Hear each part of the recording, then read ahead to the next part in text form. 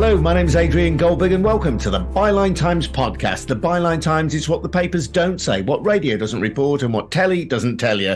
This time, the Bannonisation of British politics. Steve Bannon, former chief strategist in the White House to Donald Trump, recently shared a platform with Liz Truss in which he called Tommy Robinson a hero. Truss appeared to agree. This was at the Conservative Political Action Conference in Maryland, and in an article you can read now at bylinetimes.com, Byline Times executive editor Peter Jukes has sounded a warning about the emergence of a darker, dangerous form of right-wing conservatism. Those who've looked at the way in which migrants crossing the channel in small boats have been weaponised as a political issue by the government, or how Muslims protesting about the slaughter in Gaza have been demonised, might wonder how much darker or dangerous it could get. Let's find out. Peter Jukes joins me now. Hi, Peter. You've written a lot about Steve Bannon in the past. For people who aren't au fait with his history, just fill in a bit more detail, please. Yeah, a fascinating character, Steve Bannon. I think he was in the Navy briefly as an officer in the 70s, joined Goldman Sachs in the 80s, early 90s, and then weirdly went to mine World of Warcraft gold in China. World of Warcraft is an online multi-user game in which gold is mined, but it has real value. It's virtual gold, but these games are incredibly well funded and attended, and he got into the world of online operations, online gaming, online targeting. And this is where he really becomes the figure in our politics, because well before Donald Trump was chosen as a candidate, the prime candidate in 2015 and 16 in the US elections, the same year as the EU referendum, there was the election of a certain Donald Trump. And his campaign manager and strategist was a guy called Steve Bannon, who had this history. But his relationship to UK politics predates that. He became a friend of a certain Nigel Farage in about 2011. They had joint interests in what you can call it a kind of international nationism, if that makes sense. That the sort of in the global world, if you like to put their position, there were sort of national identities were lost. And they formed this kind of alliance, transatlantic, and with Bannon extended further to places like Italy, of trying to resurrect a more nationalist form of politics. Steve Bannon has said on that, when he's been accused of a racist, he said, I wear that as a badge of honor. He believes, let's try to be fair to him, in some kind of identity which isn't multicultural, which is more based on older ideas of where you come from. Anyway, Nigel Farage so admired Steve Bannon that he sent him a picture of Bannon portrayed as Napoleon. So they formed this strategic alliance. But most importantly for our background, our story, is that Steve Bannon came to the UK and he admired British culture. And I spoke to him about it, he spoke to him a lot. That is Christopher Wylie. Chris Wylie helped set up the notorious data analytics and campaigning company Cambridge Analytica. Bannon is often forgotten, along with Alexander Nix, was the co-founder. And he very much was in this world after the World of Warcraft gold exploration of online campaigning. I mean, he calls what he set up with Cambridge Analytica and the Breitbart publications. There was a Breitbart London, a right-wing alt-right, they called it, news organization, though news may be pushing it a bit. But he called this combination of online targeting, amplification, and campaigning, combined with the news organization, his weapons. It was called Cambridge Analytica. According to Chris Wylie, there may be different versions. It was because he really liked British culture. And Bannon was very clever. He had this whole expression, which is kind of true and interesting. He's a deep thinker in many ways, as well as having a much darker side, which we can talk about later. He had this idea that culture was upstream of politics. Chris Wylie, head of research at Cambridge Analytica, came from a fashion background. Steve Bannon has said a gaming background. And one of the early precursors of their alt-right if you like, information wars was Gamergate. There was this scandal about a female journalist writing about how gaming was very macho and a whole pushback against her being a bad journalist. And this became a huge phenomenon of kind of polarization between men and women. And Bannon really latched onto that and saw that culture, these culture wars, if you like, go on to determine politics. And at least when it comes to Trump and what happened in 2016, he had a good point. So Cambridge Analytica, set up in 2013, called Cambridge because he liked British culture. He had this idea that Americans, if it had a British name, would give it more intellectual credibility. You know, this idea with an English accent, you gain 10 IQ points in America because everybody's posh. And Cambridge Analytica, when the Trump vote, to everybody's surprise, happened, after the Brexit vote, to a lot of people's surprise, happened, the other MD of Cambridge Analytica said, Alexander Nix, in 2016, it was Cambridge Analytica that won it for Trump and Brexit. So there was this claim, which then they quickly backtracked on because Cambridge Analytica's work on Brexit had not been declared. It was well known in the Trump campaign. And it particularly came backtracked when Carol Cadwalladr, the great observer journalist, discovered, thanks to disclosures by Chris Wiley, who I met in the process of her writing that article, that they'd got this targeting data on people's political preferences, on how to swing their vote on particular nudge issues or hot button issues by hacking over 80 million Facebook profiles, including mine. And of course, a lot of people will be familiar with the name Cambridge Analytica, but just break it down for us a little bit then, Peter. How significant was that Facebook hack? Well, look, I mean, it's debated whether Cambridge Analytica's campaigns made a huge difference. They were narrow votes, and there's a lot going on there. But the basis of their technology, Cambridge Analytica came out of a thing called SCL, which was a quasi-military company. It had contracts for the Ministry of Defense, secret contracts, so restricted contracts, because they use software and information, cyberspace, if you like. They call it the fifth battlefield. You know, they have information operations to de-radicalize and target radicals in Afghanistan. So they had this idea that if you sort of gave them the right information, led them to the right sites, tracked their behaviors, and in particular their psychology, you could de-radicalize people. And, well and good, better than dropping bombs on people and shooting them. But this same technology could be used to radicalize people. And what Chris Wiley said happened is that basically with Facebook in those early days, researchers could get open access, this is before 2015, to this database of 1 billion people. And you could experiment on them, find out what ads they like, what would be their psychology. And just to go back a little bit into this, there's the famous line, and it turns out to be true. There's an ad company, it's being sued by a 16-year-old girl's father in the States because the ad company knew she was pregnant before she did. Basically, the amount of data that floats around, you give away for free about, I fancy some chocolate tonight, or I like this song, or I really like this news article, I follow this film star. If you have billions of data points like that, you can predict behaviors. You can see this person likes this, that one, and they're probably pregnant, for example. There's a great line after 10 likes, something like Facebook knows you better than your friends. After 50 likes, Facebook knows you better than your partner does. After 100 likes, it knows you better than yourself. What Wiley and Cambridge Analytica did was take that data and look at people's psychological profiles. There's an ocean score. Well, a bit like Myers-Briggs that looks like, are you open? Are you extrovert? Are you conscientious? Are you neurotic? Are you agreeable?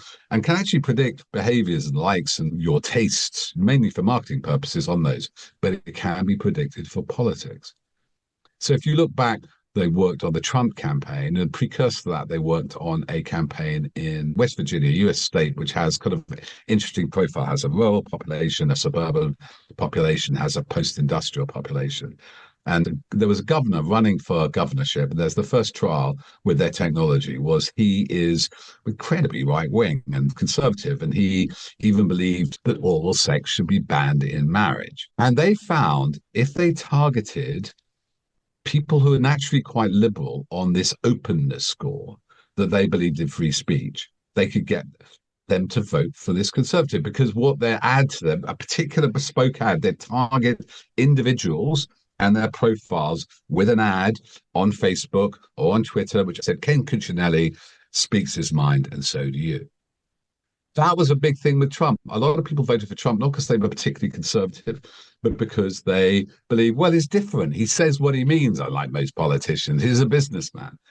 And they had this very targeted technology, particularly in those 3 or 4 swing states, which really, because the electoral college, the weird US system, it's done by each state and their votes, were very effective. And when people said, well, how could that make a difference? You only needed 17,000 people to change their votes in the 2016 election, and Hillary Clinton would have won. It may be 70,000 or 17, but a tiny number. And if you could get them, if you could profile them, that is significant technology. Anyway, the underlying basis of the testing, the information they had to profile all these millions of types of people and audiences, they do it by you have this sort of, target audiences, and if they have, well, they're lookalike audiences, and you don't need a data set of many to find the lookalike audience.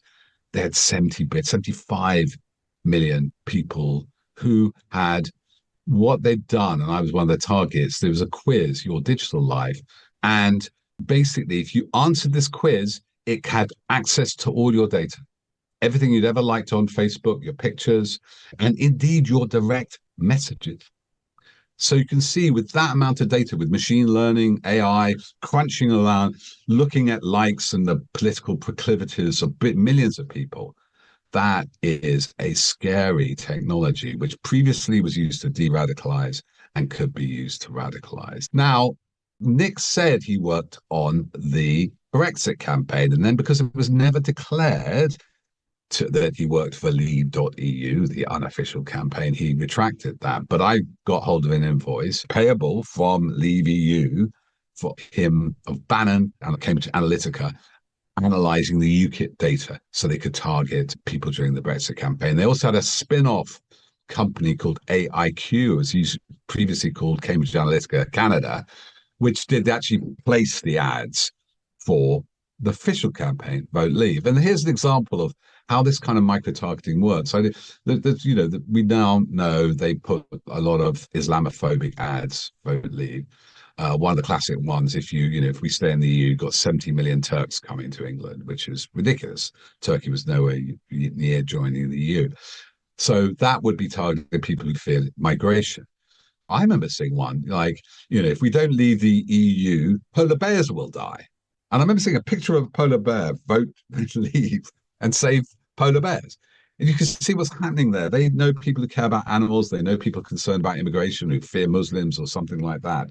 And they are giving them specific messages, all different, all quite persuasive in a fast-moving environment. So I hope that explains the more benign history of Steve Bannon, because it gets darker after that. He leaves when he joins the White House as chief of staff, successful campaign for Donald Trump. So Steve Bannon is now in the White House, and everybody wants to know about this technology. Vote Leave use a spin-off of it at best. You could say a subsidiary of it, the AIQ in Canada. One of the first things Boris Johnson does, he fails to become leader after the Brexit vote when Cameron resigns. And one of the first things he does is invite Cambridge Analytica, the now defunct company which unlawfully hacked all these profiles, to attend a conference with the Foreign Office. That is early 2016. Around that transition time, 2016-17, he reportedly makes friends with Steve Bannon, who starts advising him. And Steve Bannon, around this time, 17, 18, is saying two things. One is Tommy Robinson, imprisoned for contempt, is a hero, the backbone of the UK, is obviously always bigging up Farage, and that Boris Johnson will make a great prime minister. What happens then, if you remember, in those dim and distant days of the late teens, Boris Johnson is a foreign secretary, but he confesses it. All those people around him confess it. He's plotting how to overturn and remove Theresa May. He resigns 2018, and one of the first things he does is write a column for The Telegraph maligning British Muslim women as letterboxes and bank robbers. Very odd, because, remember, Boris Johnson has this reputation, or had that reputation, as a kind of cuddly, liberal London mayor. He has a Turkish grandfather. He seems very cosmopolitan. Indeed, when Johnson was mayor of London, he argued for the right for asylum seekers whose cases had not yet been resolved to be able to work, for example, a very liberal, progressive policy, you might say, and one which would certainly be unlikely to find favour now with the Conservative government. Famously, he wrote 2 columns, didn't he? Before the EU referendum, one to stay, one to leave. I mean, there's a whole different issue about Boris Johnson's contradictory positions, and does he care about anything except himself, and will adopt whatever mask suits him at the time? That's a very open question, and quite a legitimate one, given his shifts in policy. Yeah, in Ukraine, you could say he was kind of gave Putin a bit of a free rein and supported, apparently, the invasion of Crimea and then changed tunes. But just back to that point. So we do know there's a dark strand to Johnson. His friend, James Denning-Pole, was one of the editors of Breitbart London, right? Bannon's organisation. He used phrases like the Remainer deep state, which Boris Johnson used in Parliament. That's one of Bannon's favourite phrases, the deep state. He's always talking about this globalist conspiracy against him. And Bannon says he advised Johnson on his leadership. And one of the key tropes that Leave EU particularly used, and Vote Leave, Johnson's campaign did use, was Islamophobia, fear of migrants. We have those 3 phrases that resonate, don't we? Take back control. That was the Vote Leave phrase, Dominic Cummings in 2016. A similar 3-word phrase, and this gets Bannon in trouble later, you'll see. The MAGA, Make America Great Again movement, which Bannon was the campaign manager of, had its own sort of fear of migrants. That's build this wall, this putative wall between Mexico and the US, which is like 3,000 miles long. It didn't happen, but a bit of it did, and I get back to that. And then when Johnson comes into power and continues with Sunak, similar, build the wall, stop the boats. We see they learned, whatever Bannon's involvement in British politics, that kind of populist framing, those 3-word phrases which make you feel under threat, that your identity is being taken away by all these refugees and migrants, when a significant population of UK were sons and daughters of migrants, is key to Bannon's strategy. For Bannon himself, it gets him into trouble, because he actually starts a fundraiser called Build the Wall. And when he leaves office, he sort of falls out with Trump, is critical of him in a book, and he leaves. First thing he does is build the wall and starts up $1 million fundraiser. And what happens to that money? Well, according to the indictments, which actually Byline Times led reporting on this, Grant Stern, an American reporter on this, that money never went to build the wall. We should stress that Bannon pleaded not guilty, and he was never convicted of any wrongdoing in relation to the Build the Wall campaign. He was pardoned. You can't be pardoned unless you accept the indictment, right? So it's not the same as pleading not guilty. So that's the federal charge. A president can pardon federal charges. He still faces a trial in a month's time for the state charges from New York about that money. So he has pled not guilty to that. That is correct. Meanwhile, he has been found in contempt of Congress for refusing to attend Congress and testify about the January 6, 2021 insurrection. And he faces 8 months in jail for that. So he has been multiply indicted. Just to say where he's gone to in those days since he was a respected figure as chief of staff, apart from these indictments, he's publicly called for the beheading of Fauci, who's their chief medical officer during COVID, asked for their beheading. He's constantly said, and at CPAC, with the event Liz Truss attended, as his inaugural sort of moment at that CPAC conference with another right-winger called Jack Posobiec, he called to go the whole hog. They never went on January the 6th, 2021, and overthrow democracy. He has a podcast called The War Room. It's very violent now. We're talking about, revolution. He's talking about overturning the state. I said beheading people, taking over the police. It's no longer outright sort of memes and sort of jokey comments about women or Gamergate or even slightly incendiary remarks about race. It's all out insurrection. And that line, and he said, not only, shared a platform with Truss, praised Tommy Robinson. She could say she didn't hear that is correct, which said that is correct. He goes, Tommy Robinson's a hero. But she should know about Steve Bannon himself. She was sharing a platform with him. He called for a nationalist uprising in the UK. That isn't the language of, let's have a vote. That's the language of insurrection. Oh, you could say violent overthrow. That given everything he said about beheading people, and that was never, recanted. He does believe, and he calls it this, it's good when it's dark.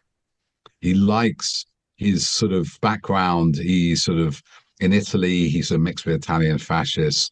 Farage, as we know, has seemed to show support for the German right wing, the AfD.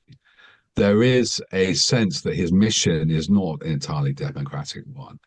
And it's worth pointing out, Peter, as well as his comments about Fauci, he did also call for Christopher Wray, the FBI director, to be executed as well. So he's clearly had an influence on British right-wing politics, on British government. I suppose the question is whether, in sharing a platform with Liz Truss, he is representing a tide which is going out, or a tide which could come back in again with much greater force than it has done in the past. And I guess that is your fear. That's why you're raising this red flag now. Yeah, I mean, the public interest of this is immense. While it looks like the Islamophobia raised by the current Conservative government here is not working, the polls aren't shifting, they look pretty much to be out in the next election, whenever it happens this year. Trump is currently beating Biden, even though the polls show that even 20% of people who support Trump also agree he's a criminal, because there are 57 indictments and there are obviously rape charges which have been found and to be true according to the court. So this is still the world's superpower, which could be back in the hands of a man who has said what he'll do. He'll politicize the police. Now, Bannon, is he a marginal figure or not? Well, we can agree, don't we? Those three-word phrases. His style of doing things, the use of online, the use of sort of provocative nationalist phrases, has shaped the future of politics and shaped the future online discussions of them. Not only was Liz Truss with sharing a platform with Bannon, just as worrying to show that tendency in the UK, another former prime minister, a certain Boris Johnson, has said he wants Trump to win the next election. So has Jacob Rees-Mogg, closely allied with Johnson, and also apparently advised by Bannon briefly at one point, as was Michael Gove. You have other politicians also jumping on the Trump bandwagon. They know what Trump said. They know we can look a bit what he did in office. So we have a portion of the British Conservative Party, quite a significant one, two former prime ministers, and Andrew Jenkins, I now think in the Lords, a former minister, supporting this kind of rhetoric, this kind of demonization, and also geopolitical chaos. Because what's Donald Trump said about NATO? I wouldn't support it. He said, people don't pay, we'll withdraw. But apparently he said to Van Laden, the EU president, while he was in office, we're never coming back. If you get into trouble, we're not coming to save you. Now that is a profound shift in the last 80 years of post-war history. The last 80 years, which mainly in Europe and not totally, has at least not seen two world wars, has seen some kind of Cold War peace and then the end of the Berlin Wall. So yeah, Yeah, I'm scared. Having been to New York recently with Hardeep Mathai and Stephen, my co-founder, scoping out a US project, we were quite shocked. The cab drivers in New York, a very Democrat city, it's a left-leaning by American terms. And these cab drivers were often Punjabi, immigrant, backgrounds, saying they'd vote for Trump. That, bigger than anything that happens to this country. They say if America sneezes, the world catch cold. Well, if America re-elects Donald Trump with all this Bannonisation, with all this technology, with all this rhetoric, I'm not going to sleep very well, Adrian. Well, no, and just to reinforce the point that you made, this was a conversation reported by numerous respectable news outlets, comments by Thierry Breton, a French European commissioner, who said that Donald Trump told the president of the European Commission in 2020 that the US would, quote, never come to help if Europe was attacked, and also said, as you said, Peter, NATO is dead. So troubling times, worrying times for all of us ahead on both sides of the Atlantic. Thank you very much indeed for joining us. We've got all sorts of really amazing products coming your way, new audio products. We've got the fantastic Byline supplement, but our core proposition remains the wonderful Byline Times newspaper, now a rather snazzy periodical that you can get on various newsstands now. But the one way to be sure of obtaining a copy is to take out a subscription. And if you do so, taking out a subscription also helps to ensure the survival and the future prosperity of the Byline Times podcast. So do take out a subscription if you can. Head over to bylinetimes.com and find out how you can subscribe. And you can also see Peter's rather excellent article, The Bannonisation of British Politics, there as well. That's at bylinetimes.com. This has been a We Bring audio production in Birmingham for the Byline Times. We'll see you again very soon. Cheers now. Bye-bye.